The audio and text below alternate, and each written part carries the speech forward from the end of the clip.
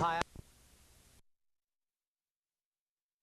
We're talking to Coach James Webster, the head football coach at Tennessee State University, and he's given us some information relative to last year's season and, of course, some prospects. And, of course, Coach, what I'd like to do now is to talk about college athletes going into the professional ranks. And I know that you've been involved with this from almost every angle. And what I'd like for you to do is to just give us some information relative to what it takes to be successful and some of the things that are necessary that young people must do if they want to go into professional football. Well, I think that professional football is a lot like any phase of life or any career that you may go into. It's just that I think that the professional athletes are a lot more high profile on TV. You get a chance to see them, and they make these very, very high salaries.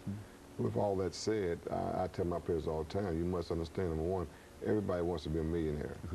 So with that said, that tells you in itself how competitive that it is. It's very, very, very competitive.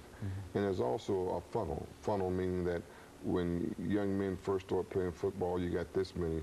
But as you start getting up higher to high school, to college, to pros, you know, very, very few guys make it in the pros. Very few, which tells you how elite those athletes are. And I think it's just like any phase of life. You know, one of the most important things, of course, is hard work. You really, really have to work hard, particularly in football, because it is a physical sport. It's a hand-to-hand contact, so your body has to be developed along with your mind. And you have to have discipline, because along with being able to make it there and getting there and getting all the money and the accolades and things of that nature, you have to be disciplined, not to let it sort of go to your head a little bit. You know, it takes a lot of training. You know, even though we as college coaches don't get paid any money when they sign for all the money, but we have to train them. It takes training. It takes a lot of coaching. There are certain skills that they have to develop, which comes through the high school and the college level of being able to develop those skills. And probably beyond that, athletic ability. I mean, you can have a lot of want to and a lot of desire, but you have to have the skills. You have to be fast. You know, you have to be quick. You have to be strong, and that's part of developing yourself. And the other thing too that's now becoming very, very important is character. Okay, good. You know, character. That's a big issue now, because too often you pick the paper up and read about athletes involved in DUIs and drinking or assault or drugs and things like that. So now the professional teams, whereas before they used to didn't pay a lot of attention to that, but now that's one of the #1 questions they want to know when they come and talk to me. Hey, Coach, what kind of a young man is he? Good, that's character. You know, that's exactly right. You know, how is he going to act when he becomes a millionaire and get all this money? They want to know that, because now, as you can see in the NFL, they'll be getting to suspend players for character flaws, you know, DUI or fighting and things like that. And these teams aren't willing to invest millions of dollars in a guy that's going to be suspended every time you turn around for doing something that is not right. I'm glad to hear you say that. That's a real motivation. It should be, to, if you're going to stay there, to do right. Yeah, you know, and that's a big issue with them now. It really is. And mainly because in a lot of phases of life now, they're beginning to penalize people for showing character flaws. You know, not doing the things that because whether they want to be or not, they are role models. You hear athletes say, well, I'm not a role model. Yes, you are a role model. You are a role model because this is the field you chose to be in. You are a role model because you are on TV.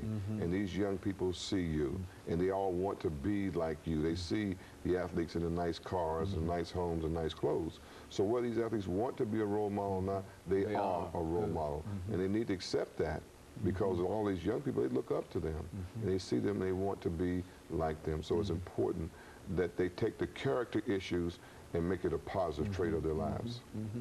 Very good. You know, some of the things that we've talked about dealing with the professional rankings, how do they make the kind of decisions in terms of selecting these individuals? I mean, you've put a lot of energy into preparing an individual to go to that level, but now what do they do from the NFL? Well, to make it real simple, you can put it into basically 2 categories. 2 categories being your athletic ability, which would be size, speed, performance, all those things, and the other character. Okay, I think you can put it into those 2 categories.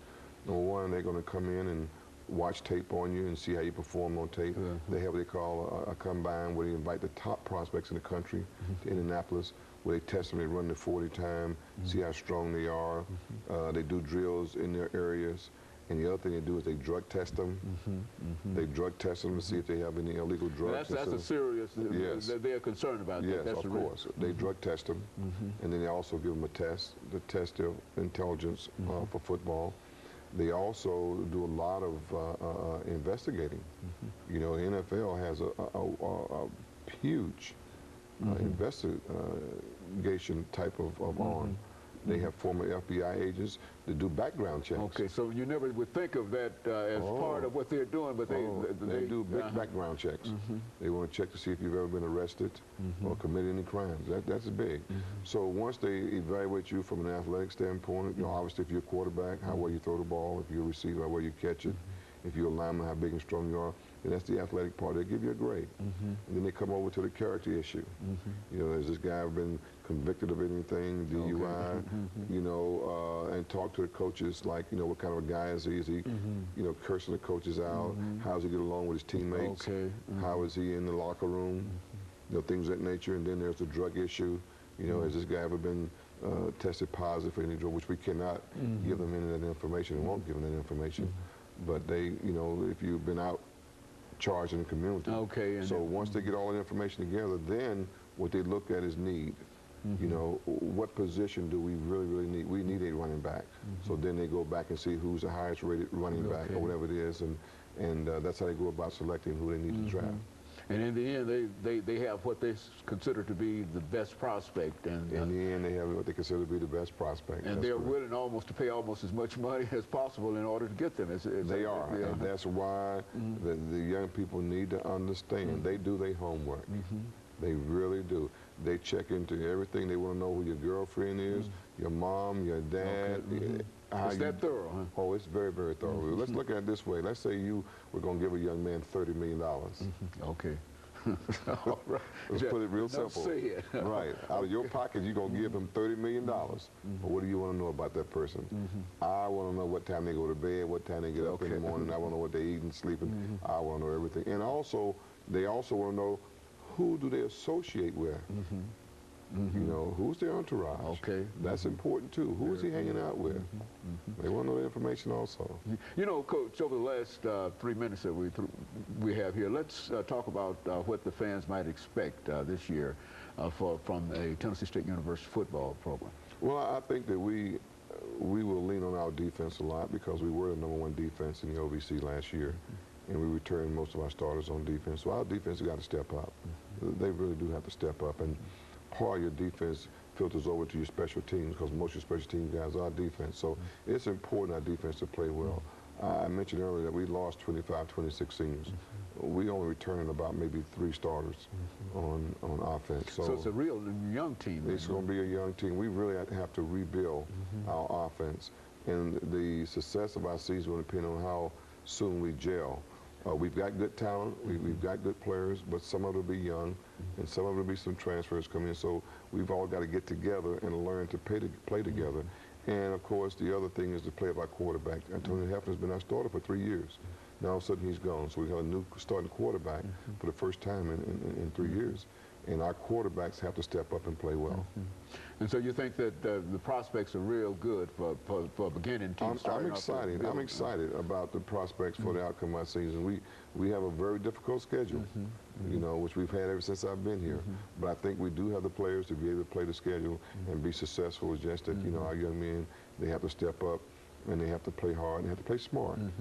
You know, and we have to stay healthy too. You know, injuries are a big part of the game, and we won't have a lot of depth, so we really can't afford to have a lot of injuries. And we have to play well against some very, very tough competition.